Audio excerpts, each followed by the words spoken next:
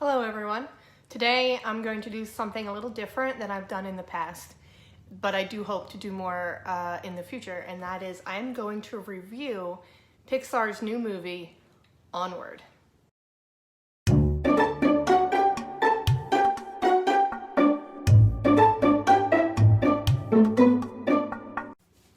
All right, so let's get started. First of all, before I saw this movie, I assumed I would be crying pretty much uncontrollably through a majority of the film. And I brought an obscene amount of tissues with me to the theater. And it turns out I did not need any of those tissues, which was kind of crazy. But the reason why I thought it would make me cry a lot is, spoilers, it is about a father who has passed away. And my dad passed away 10 years ago. So I really thought that this movie was going to make me cry a lot, uncontrollably. But that wasn't the case. Now, I certainly did get emotional in this movie, and I did cry. It just wasn't the sobbing uncontrollably that I was expecting. And actually, I saw the movie a second time, and I cried more the second time than I did the first time. And I think the reason why was because of my own expectations. I was expecting emotions up here for certain reasons, and it came in like about here for different reasons. And the second time I saw it, I was managing my expectations, and I was able to really appreciate how beautiful the movie was and how amazing and emotional it was without worrying about what I was expecting to occur. So this was an absolutely amazing movie. And not only did I cry more the second time I saw it, I actually really liked it more the second time I saw it. And after the first time, I was like, that was a great movie, but I'm not sure if it's my favorite Pixar movie, which before I saw it, I was kind of expecting that it would become my favorite. Again, those expectations. But after the second time, I'm not 100% sure that it's my favorite, but if it's not my favorite, it's definitely my second favorite behind Finding Nemo. But this movie was fun, and it was funny, and it was heartwarming, and in true Pixar fashion, it makes you feel all the emotions, all different times, sometimes all at the same time, and it's just a beautiful, amazing movie, and I really recommend you go see it. It's completely phenomenal. So that was my very brief, non-spoiler Onward review. If you haven't seen it yet and you don't want to be spoiled, you don't want the movie spoiled, if you don't want it spoiled for you, stop watching, don't watch any further. There will be spoilers in 5, 4, 3, 2, 1. I had to make sure I put down the right finger there. All right, so basic setting. We live in a world now, not Earth, that used to have magic, and not everybody could do this magic, and it wasn't really easy, kind of like Harry Potter. So technology has now taken over, and magic has kind of been forgotten pretty much altogether.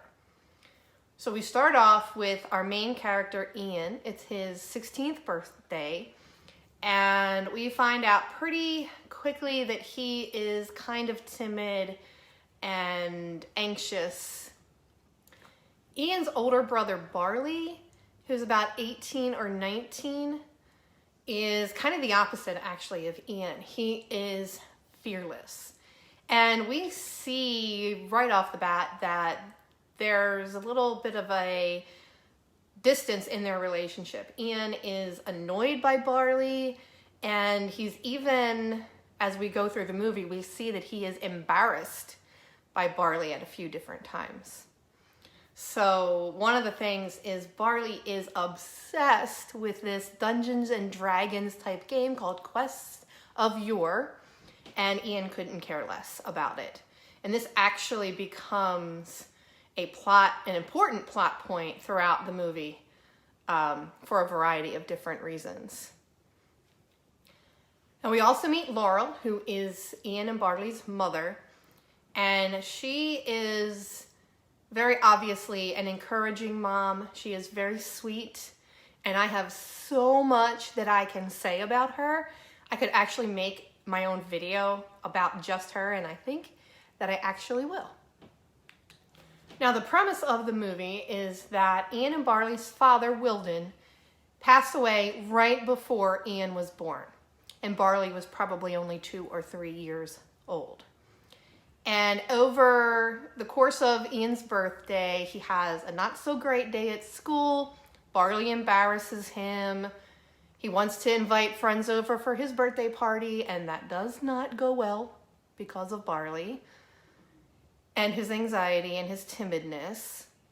And his father's sweatshirt has ripped, which started in the beginning of the day anyway.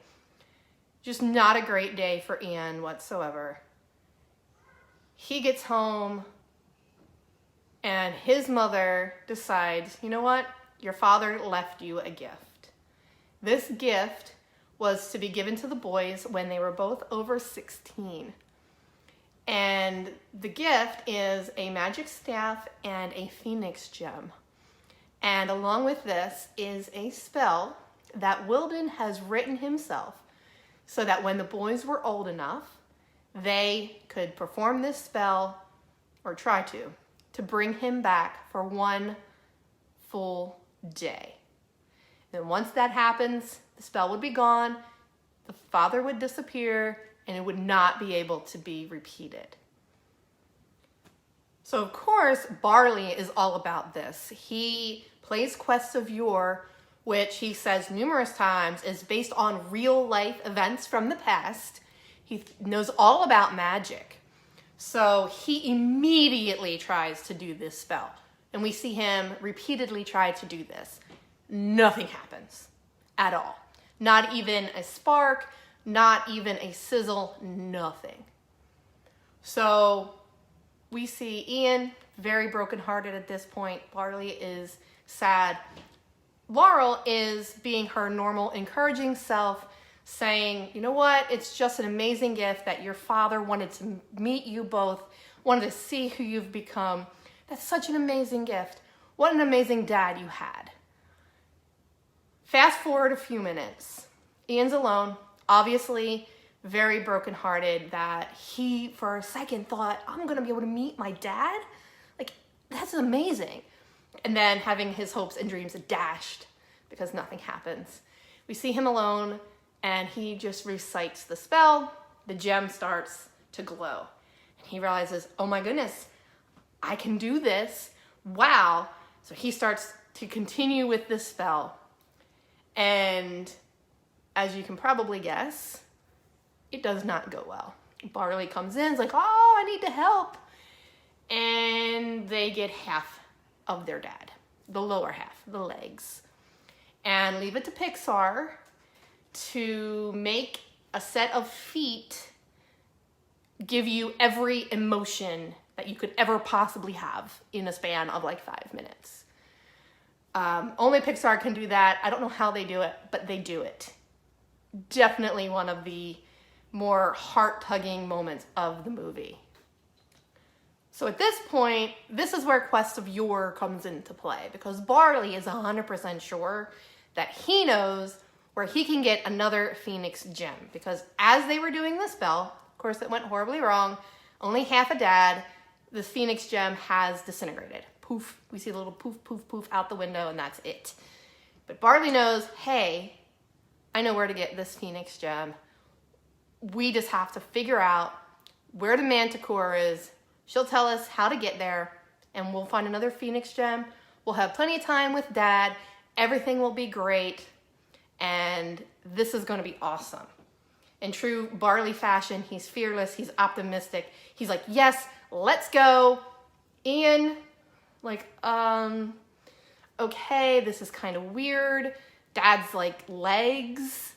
What do we do? Should we take the bus? Barley's like, no, we're gonna take my van, which I built myself. Her name is Guinevere. We already know she's not great. She falls apart. She's held together with duct tape.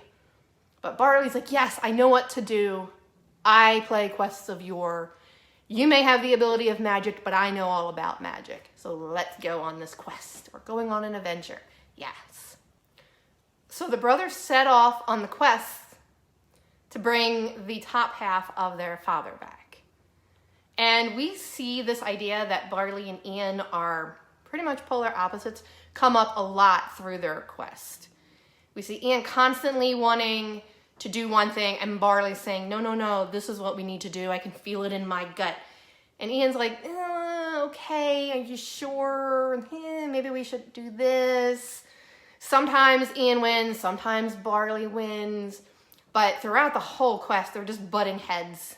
Even if they're not arguing about things, you can see their differences right off the bat. And it's really a plot point here because those differences are going to continue to keep coming up again and again and again. Now, obviously, the quest is to get the top half of their dad back for as long as possible. But through this quest, Ian is trying to be more like his dad, who he had just today found out was very bold. Again, Ian is very timid, so he is trying to be bold. He's trying to be something new. Now that he's 16, he's a man. He's like, all right, I need to be like Dad. And we see him struggle with this throughout the quest. We see him succeed sometimes, and we see him fail sometimes. And I thought this was very real. And even though these guys are elves, I thought this was very human. Because if we're honest, we're all on some sort of journey, whether it's a grief journey or just trying to be a better person, whatever it may be, just trying to live a better daily life. We're all trying to be something different. And sometimes we fail, and sometimes we succeed. Now, the reason why I'm reviewing this movie in the first place is because it is about grief and loss and the journey, the grief journey, if you will, to finding acceptance. And leave it to Pixar to take a world of fantasy and elves and centaurs and manticores and unicorns and magic and allow the audience to find themselves within one or more of these characters. And that is the magic, pun intended, of Pixar.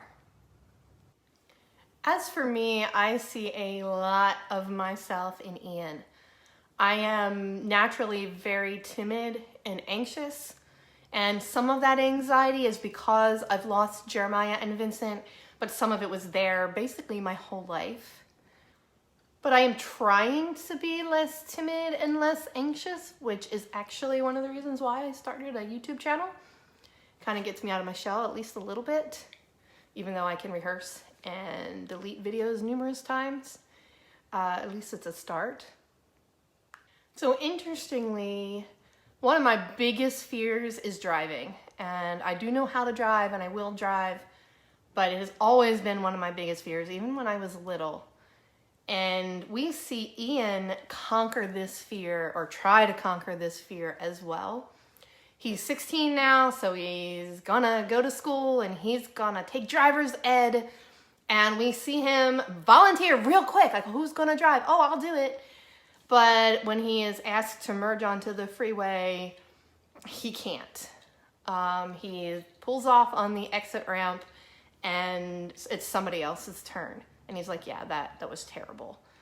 And I felt that because I hate merging onto freeways. But I do it. But I know exactly how Ian was feeling in that moment. Very scary. Later, through a very unfortunate spell accident, Ian is forced to drive again. This time he is driving his brother's van named Guinevere. She is actually a very endearing character throughout the movie. And Barley can't drive because he has been shrunk, and Ian is forced to drive. And he again has to merge onto a very busy freeway. And Ian screams, "I can't do it, I'm not ready." And Barley, in a chipmunk voice, says, "You'll never be ready." And that just hit me like a ton of bricks, because if we let fear rule our life, if we wait until we feel we're ready for anything, chances are we'll never do anything. Especially when you deal with anxiety on an everyday basis. I'll never do anything. I wouldn't even get out of bed some days. So I can't wait until I know I'm ready, because my anxiety is a liar. Fear is a liar. If I wait until they're telling me I'm ready, I'll never do anything. I'll be dead before I do anything. So this hit me like, oh my gosh, this is big. You can't wait until you're ready, because you're telling yourself you're never going to be ready. You'll never be ready. Nelson Mandela, probably one of the bravest men in modern history, said, "I learned that courage was not the absence of fear, but the triumph over it. The brave man is not he who does not feel afraid, but he who conquers that fear." So we see Ian deal with this issue of fear and anxiety and being timid numerous times throughout their quest. Barley, on the other hand, he is optimistic. He is ready to take on whatever challenge, and he is sure that he knows what he needs to do. He plays Quest of Yore. He knows all about it. And again, even though Ian's the one who has the magical ability, Barley's the one that's going to teach him all about magic. And he knows how to get the Phoenix Gem. He knows how to get to where they need to go. We know it's not the path of least resistance. It's this path of peril. He is 100% sure he is right the entire time. He is not timid. He is not afraid of anything. Even when a pack of pixies, biker pixies, pretty much threaten their lives, Barley's like, "Okay, we got this. No problem. This is what you need to do." This is also when Barley's about this big and Ian has to drive. Barley's like, "Whatever. This is simple. We're going to do this. We're going to have plenty of time with Dad. Don't you worry. It's all good. Everything's awesome." He said that in another movie, didn't he? Now, I don't think Barley actually says everything is awesome, but we see throughout this quest that not everything is awesome. There's a lot of hiccups along the way. Of course, it's a quest movie. If there wasn't any hiccups, it would be over in 10 minutes, right? So we see all these different hiccups. Barley's always confident, always optimistic. Ian's always like, "I don't think this is going to work." Kind of going back and forth, like, does he trust Barley? Does Barley actually know what he's doing? Or is he just a screw up? And as the movie goes on, obviously they only have 24 hours with their dad. In the best case scenario, which we already know that didn't happen, time is the enemy. And Ian has made a bunch of lists, or one list with a bunch of items, and he starts to cross off items from that list, realizing he's not going to get to do everything he wants to do with his dad. Which you start to realize as the audience, like, oh no, what's going to happen here? You know it's Pixar, you know the tears are going to come. You're not sure at this moment, like, what's he going to do? Is it going to be like a split second, "Hi, Dad," and then "Bye, Dad"? Like, you don't know at this point. But you start to see Ian just lose a little bit of hope with each passing hour that he's ever going to see his dad. Barley, on the other hand, has one thing on his list. He wants to show his dad Guinevere, his van that he put together with duct tape, it seems.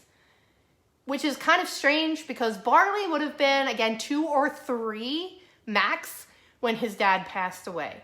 So he does not have a whole lot of memories of his dad. So you might think, well, there should be a lot of things he wants to do as well, but that's just not the case. He is so excited to show his dad Guinevere. And that's his one thing that he wants to do. So at this point, the boys are nearing the end of the quest. And they literally come to the end of the road. And at this point, their mom's new man, who's a centaur named Colt, who's also a police officer, is chasing them, trying to get them to come back home because their mother is worried and this is just ridiculous. You can't have half a father. Just come home. Well, it's at this point that we see kind of a switch in Barley that we hadn't seen before, really. He sacrifices Guinevere. Again, the one thing he wants to show his dad, the one thing on his list, he sacrifices. He basically sets her up and drives her, not actually in the driver's seat, puts a rock on the gas pedal and aims her at a pile of rocks to fall on the path so that the police officers and Colt can't get past, therefore totaling Guinevere, ruining her. So it's kind of like the on-screen death, and allowing the brothers to walk with their half a father the rest of the way. Now this moment is probably one of the most heartbreaking moments, not the most, but one of the most heartbreaking moments in this movie, because this was Barley's one thing. And we see him be willing to sacrifice that one thing so his brother has a chance to see their father. And for me, it's so important to show that, because there are things, whether we're going through grief or just through normal life, there are things that we want to hold on to, things that are so important to us. But sometimes we need to let them go in order to continue on our journey. For me, they were baby clothes and baby items. We had a toy that all 3 of my living children used. It was a little house doorway, and it had like a doorbell, and it sang a bunch of different like ABCs and 1, 2, 3s. And all 3 of my children used it. And my son was like 6 or 7. My young son, Chase, was 6 or 7 before we gave it away. I couldn't get rid of it because it was one of those things that reminded me of when my kids were little. And when you've lost, like I've lost, I don't know, or I should say, I don't want to get rid of something that holds memories. So for me, that was so hard to I don't know why that one toy was so hard for me to give away. But it was nearly impossible. And it just sat in our hallway, unplayed with, for years, for the most part, before we gave it away. My husband was like, please, can we give this away? And finally I was able. I still keep a lot of baby clothes, especially from my boys, all 4 of them.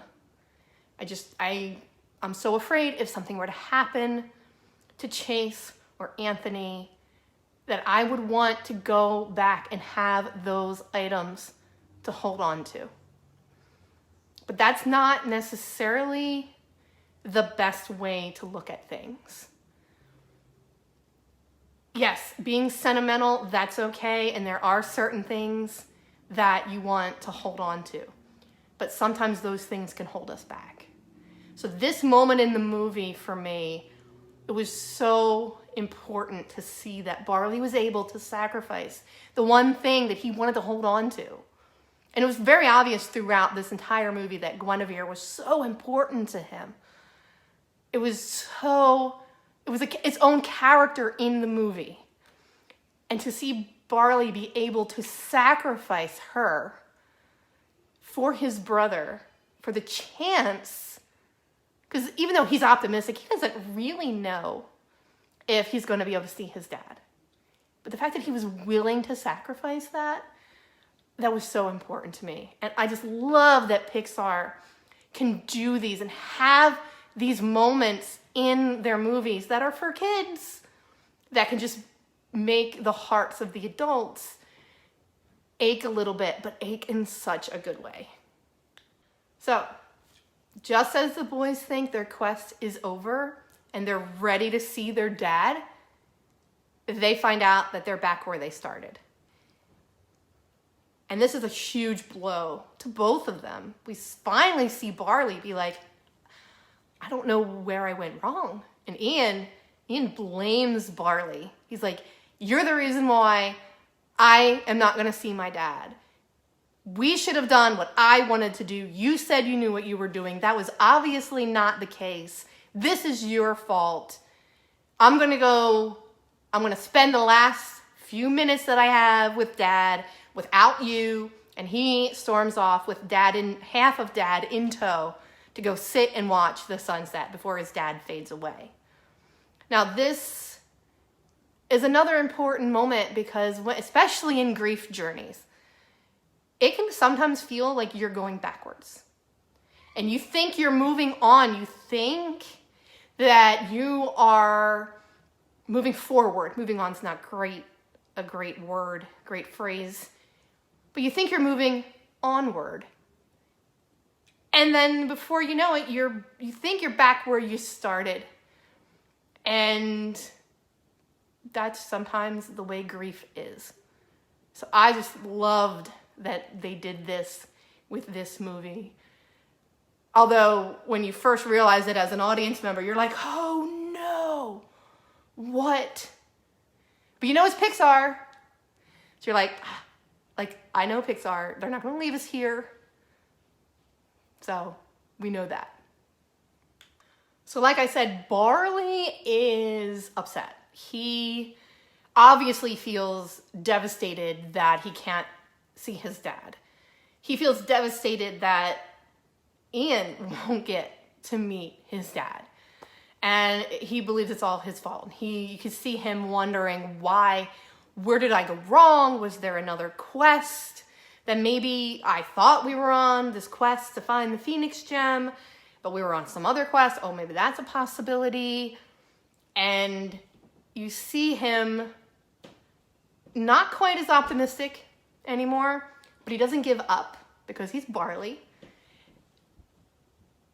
And he figures it out. And just at the time when Barley is figuring out where this Phoenix gem is, Ian is figuring out that even though he never had a dad growing up, he always had Barley. And all those things on his list that he wanted to do with his dad, he actually got to do with Barley instead. Excuse me. And again, there come the tears. It's Pixar, right? And that moment when you see Ian, at first he's going to cross off all these things like this didn't happen, I didn't get to do this. And then he's remembering back, things that we didn't see in the movie, but memories of him and Barley growing up. And you're just like, whoa, he didn't have a dad. And Barley was not a replacement for his dad. But he was Barley. So Ian grabs dad, runs back to where Barley is to be like, oh my goodness, I'm an idiot. I had you all along. And he gets there just in time to realize, oh no, there's a curse. So the climax has Laurel, the mom, who's been chasing her boys all along with her new friend, the Manticore, battling the curse as the boys try to finish the spell and get the top half of their dad back for at least a few minutes before the sun sets and he fades away forever. But of course, this is Pixar, and we don't get the ending that we want, but we know we get the ending that we need. Through a series of events, it becomes apparent that one of the boys must be the one to defeat the curse. And Barley is all set, again, to sacrifice his time with his dad so that Ian can meet him. And he's ready to go defeat this curse.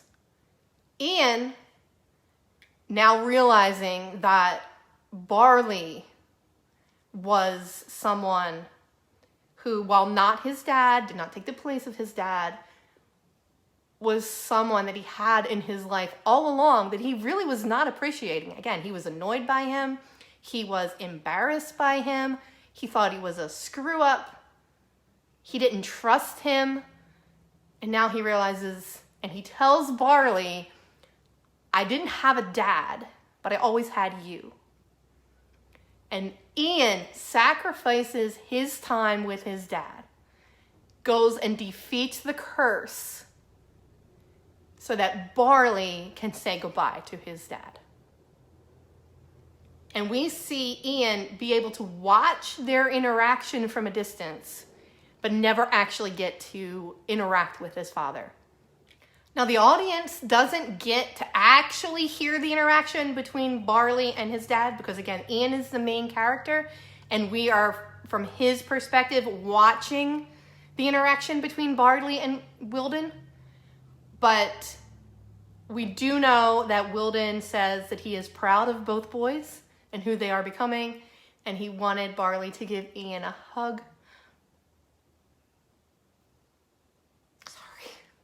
He wanted to give Ian a hug. So he asked Barley to give Ian a hug for him. And you see the brothers hug,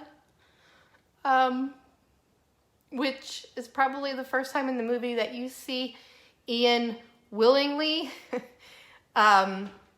physically interact with Barley. And it's so sweet. It's such a sweet moment because not only is it from the dad, but it's a moment between brothers. And you realize, like, this moment, if you haven't realized before, this movie was never actually about the dad, per se. It was about the brothers and their relationship and the journey that they had to be on to kind of find each other again. Now, some viewers, maybe more than some, I'm not sure, might find this ending very unsatisfactory. I disagree. Because in real life, on Earth, where we don't have magic, we don't get to spend an extra 24 hours with the people that we've lost. We don't get that extra time. So I think that Pixar realized that Ian had to be, being the main character, Ian had to be okay with not seeing his dad, with never getting to meet his dad. If he had gotten to meet his dad, even for a minute or a split second, there's no one on Earth that could really identify with Ian. Because no one on Earth gets to see their loved ones again. Not on Earth, anyway. I believe I'm going to see my dad and I'm going to see my sons again in heaven. I believe that. I know that with all my heart. But not here on Earth. Not in the way that Ian wants to see his dad. So if Ian got to do that, I couldn't see myself in Ian or see Ian in me. So Ian had to not meet his dad. And he had to be okay with that in order to move on, in order to live his life and not be afraid, to not have so much anxiety. Not that he's a completely different person now, but through this quest, we see him find his voice, so to speak. Through each little hiccup that they went through, we see him become less and less timid. And in order for him to continue on that quest, if you will, he needs to be okay with not meeting his dad. And he is. He realizes that he's had Barley all along, and he's okay with that. And I think the audience, again, not necessarily the ending we wanted, but definitely the ending we needed. Again, Ian knows that Barley doesn't take the place of his dad. No one can replace those that we've loved and lost. But anyone in our life that is truly a blessing, we should celebrate them. We can't keep looking at the past. We can't keep looking at what we've lost. Not that we forget about what we've lost, because that changes who we are. If Ian had had a dad growing up, he might not have been as timid. He might not have been as anxious. We don't know that, and we can't know that. But as someone who's lost a father and 2 sons, I can see the danger in looking constantly to the fact that I've lost my dad and 2 sons. Yes, it has defined a little bit who I am. It's changed who I am, but I can't focus on that. If I focus on that, then I can lose all sight of all the people that I have in my life. My daughter, my son Anthony, my son Chase, my husband, my mom, my friends, the rest of my family. I can lose sight of them if I'm constantly looking at what I lost. You can forget about what you have. And in order to not lose sight of that, sometimes we need to not focus as much on the things that we've lost. So in conclusion, I think we need to be honest about the people that are in our lives right here, right now, that are the blessings to us, if we ever want to move onward.